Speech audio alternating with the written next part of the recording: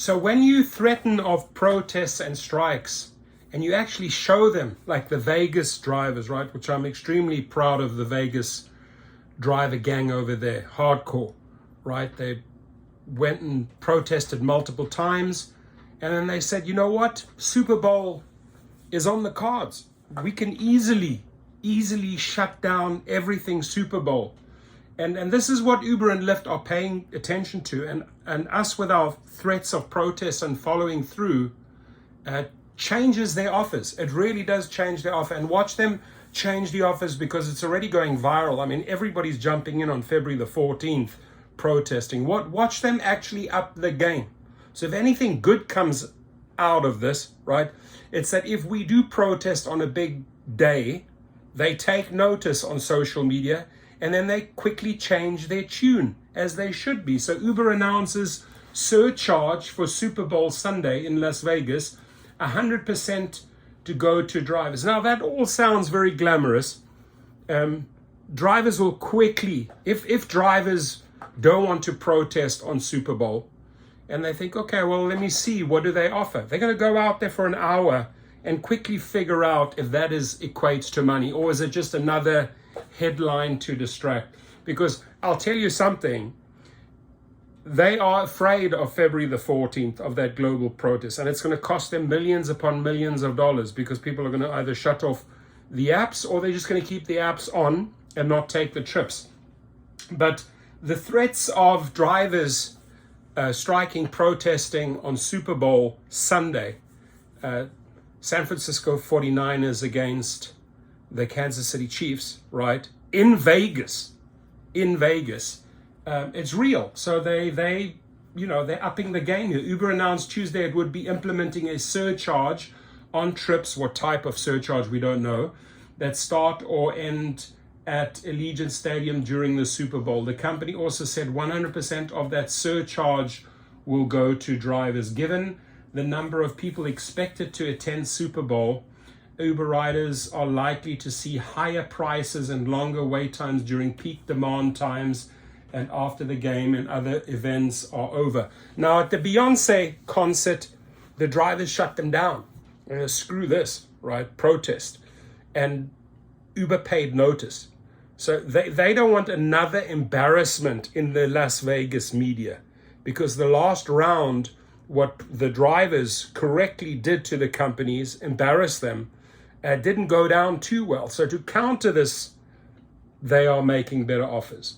So given the number of people expected to attend Super Bowl, Uber riders are likely to see higher prices and longer wait times during peak demand times and after the game and other events are over. Uber expects thousands of ride requests after the game ends and anticipates surge pricing to account for the demand.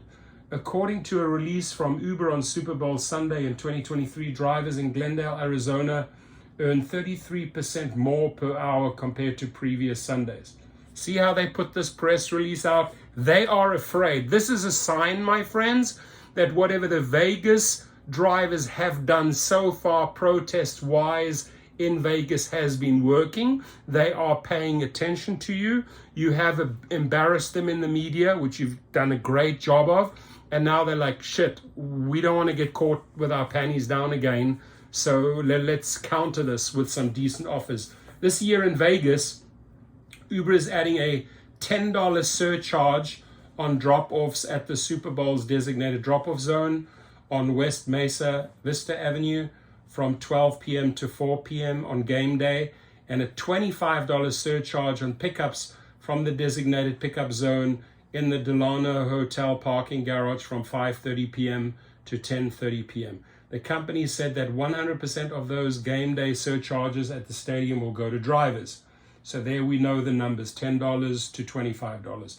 The company said, but there's a bit of a catch here, because it's such a mess with all the construction and everything. Like, the question is, and I've heard this from countless Vegas drivers, is it really worthwhile navigating through all that nonsense? I mean, you're just going to literally be stuck, right? You're going to be crawling around.